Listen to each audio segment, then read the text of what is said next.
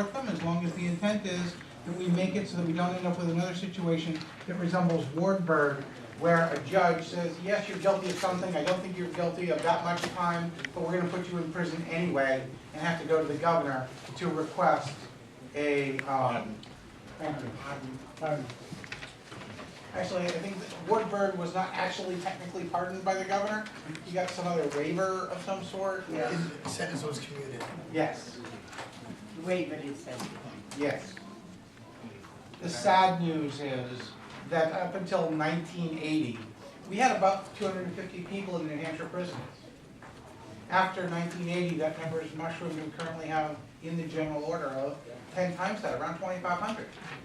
Okay? This law isn't doing what we intended. I would like your support. I'm not going to keep you here for an hour explaining why. There's a whole bunch of other people I suspect behind me. We're going to tell you the good and the bad about it. Thank you for your time. I'll accept any questions. I hate to tell you no. No. Here you go. Thank you. I've been waiting to give you one for ages. If that needs explanation, feel free to ask me afterwards. You say it's somewhere in between? Yes. Thank you, Madam Chair. And thank you to the committee for my testimony. Chris Keating on behalf of the New Hampshire Judicial Council.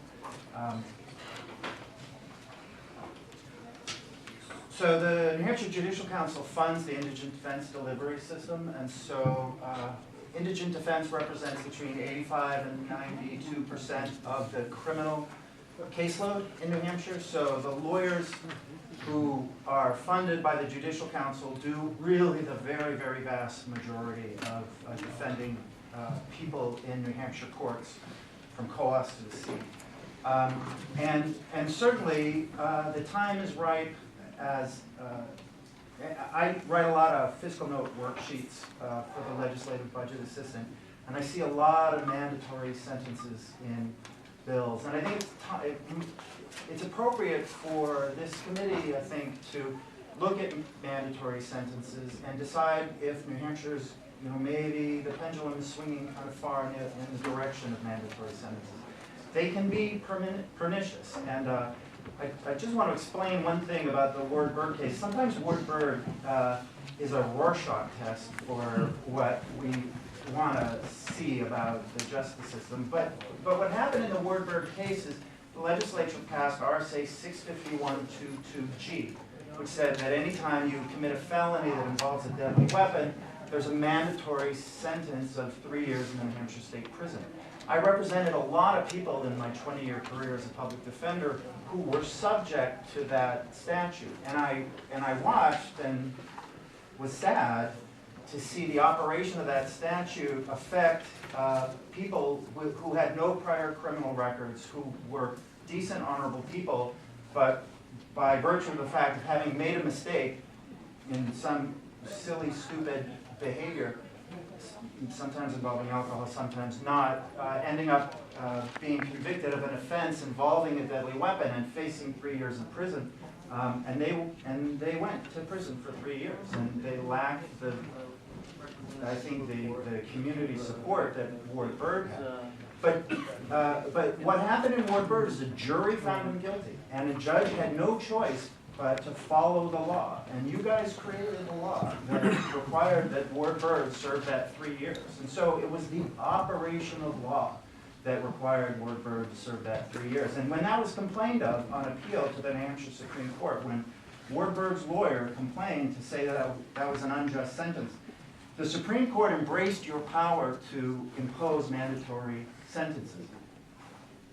But it said, while the statutory penalties are indeed harsh and in many cases unjust, any amelioration of their mandatory nature is a function for the legislature, not the courts. So it's really appropriate for you to decide if you want to continue on this path of having mandatory sentences, and maybe look at the mandatory sentences you have in place. I will say, just with respect to this bill is problematic in a lot of ways, and the Judicial Council would not support it in its current form. truth in sentencing actually kind of works. You know, you have to have a minimum sentence and you have to have a maximum sentence. And you have to serve your minimum sentence until you're eligible for parole. We have a vast infrastructure of penal and correctional policies that rely on the system that we have in place right now. And I never hear really, in the world that I live in, complaints about the operation of it. Because the judge, if the statute calls for 3.5 to 7, the judge can sentence someone to a 1 to 2, a 1 to 3, a 1 to 7. There's a lot of sentencing discretion within truth in sentencing. Truth in sentencing just means you have to at least serve your minimum. And I think this bill would undermine that, and I don't see a big call for that. And also, you know, I hear a lot of people complaining about the application of RSA 65122G, the mandatory 3 years in prison for use of a deadly weapon. You also hear a lot of people complaining about the unjustness of your habitual offender law, which requires a year in the House of Corrections for driving after certification as a habitual offender. But by the same token, I don't hear a lot of people complaining about the fact that there's a mandatory jail sentence associated with the subsequent offense for DWI. Because these people are putting us and our children in danger when they're repeatedly driving on the roads. And you know, maybe there's a place for some small, modest, mandatory minimum sentence, particularly in driving offenses like DWI, where a mandatory sentence is appropriate. So let me just end by saying, you know, mandatory sentences will inevitably result in unjust sentences because you bind the sentencing discretion of judges. And that's not such a great thing if what you're trying to achieve is justice. So maybe maybe this bill is an occasion to look at the panoply of mandatory minimum sentences that you have in place now and that you're considering for the future, and the Judicial Council would pledge its time and energy to support a process like that. Do you think that the truth in sentencing laws have really benefited the state of New Hampshire in the period of time that it's been on the books? We've almost doubled, well, we've tripled the amount of people that's in prison. I shouldn't put you on the spot. Well, you know, I'm of two minds. You know, it's good for society to know that when someone gets a 2 to 5, that some number there they can rely on. Victims can rely on it. The public can rely on it. They can rely on the 5 because that's when their sentence is over, and they can rely on the 2.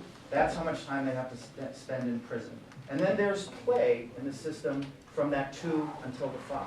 And there's no question, it's led to a lot of people being in prison. And but judges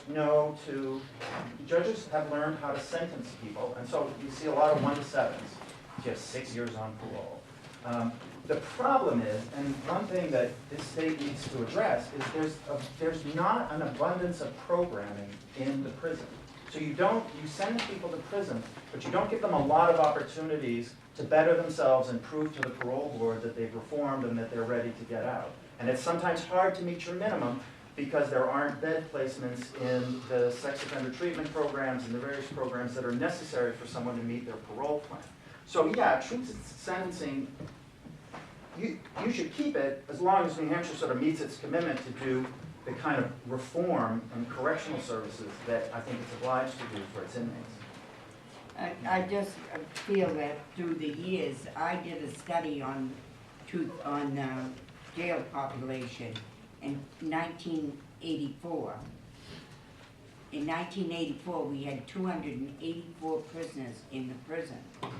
In 2004, we had 2,675. So that kind of told me that truth in sentencing wasn't working. It was just making us more criminals than we needed.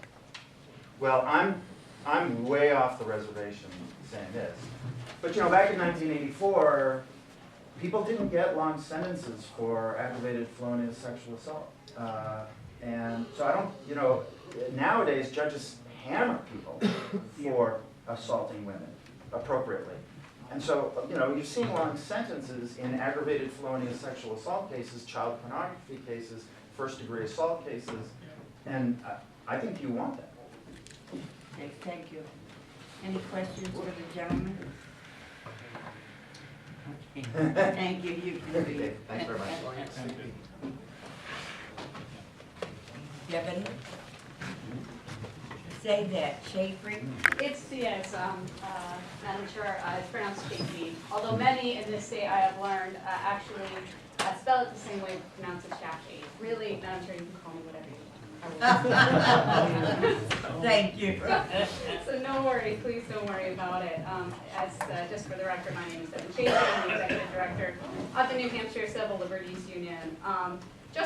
Before I move on to, we support House Bill 1580 and the idea of eliminating mandatory minimums within New Hampshire. But I do want to quickly address what I think was a very important point made by the chair with regards to the dramatic increase in recent years in the prison population. And I do want to point out, about a month or so ago, I was actually having a conversation with Deputy Commissioner McGonigal of Corrections.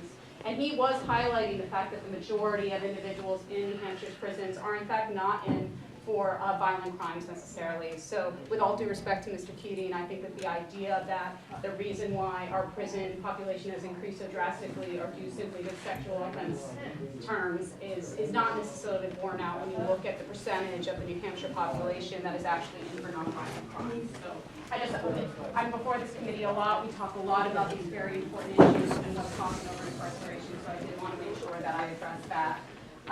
But I do think there's a lot of common ground here when it comes to eliminating mandatory minimums. I think part of it starts with the concern about over-incarceration and the relation between mandatory minimums and the cost of the high incarceration rates in New Hampshire. I think we all share concerns about that. I know that I've heard and that members of this committee fully understand the impact of depriving judges of judicial discretion when it comes to sentences, and that's exactly what mandatory minimums do. They create uniform, automatic binding prison terms of a particular length for people who are convicted of certain crimes, and this bill will go a long way in eliminating those requirements. I think it's also important to highlight that there is no proof that mandatory minimums have any relationship to crime reduction or to deterrence. So really, it's not beyond anecdotal accounts. There's no evidence that by having these mandatory minimums, we're somehow reducing incidents of crimes. And in fact, there may be some relationship between high mandatory minimums and increased recidivism, because there is some correlation between the amount of time an offender stays in prison and his likelihood to offend again. So this whole idea that we're somehow making our community safer with these mandatory minimums has really been disproven, and I think that's why you see state after state, and even with some crimes at the federal level, these mandatory minimums being repealed. In 2003, we saw Michigan repeal almost all of its mandatory minimums for drug offenses. In 2009, Rhode Island repealed all of its minimum sentencing laws, and its prison population has declined by 12% since. In Louisiana, we saw a repeal of a number of mandatory minimum sentences in 2001. So we're really, state after state, this is a trend where states are re-examining their use of mandatory minimums. And it's also an issue where we're seeing real bipartisan support for the repeal of mandatory minimums, and I think that's very important. So you see, everyone from, Supreme Court Justices Anthony Kennedy and Stephen Breyer to conservatives like Pat Robertson, Chancellor of the Regent University and Chairman of the Christian Broadcasting Network, who said, these mandatory sentences needlessly cost our government millions of dollars when there are better approaches available. You have the former NRA president, David Keene, coming out against mandatory minimums. You have Grover Norquist, founder and president of the Americans for Tax Reform, saying that the benefits of any of mandatory minimum sentences do not justify the burden to taxpayers. So you're really seeing on both sides of the aisle individuals coming out against mandatory minimums, as we're seeing state by state really a reconsideration of mandatory minimums. And for these reasons, I urge the committee to recommend that the House ought to pass HB 1580. As written. I would also be more than happy to have conversations with the committee about potential amendments to the. Send the ballot. Well, that was my question, Madam Chair. The previous speaker, who I thought was before the bill, said it's problematical in a lot of ways and cannot support. Are you saying you not only support it in concept, but you also think it does the job as written? I mean, do I hear you saying you support the idea or the actual way it's come to us? Well, I think that there are certainly improvements that could be made to the bill, and I think that Mr. Keating did highlight some of them. I'm not sure that Mr. Keating and I would agree on all of his particular suggestions, of course, and so I certainly wouldn't say that. But I think that I certainly support the underlying concept of the bill. I very much hope that the committee will work to address in this session the issue of eliminating at least some of the mandatory minimums in this state. And I would be more than happy to work with the committee if the committee feels that further amendments are necessary. Any other questions? Thank you very much. Chris Dorman?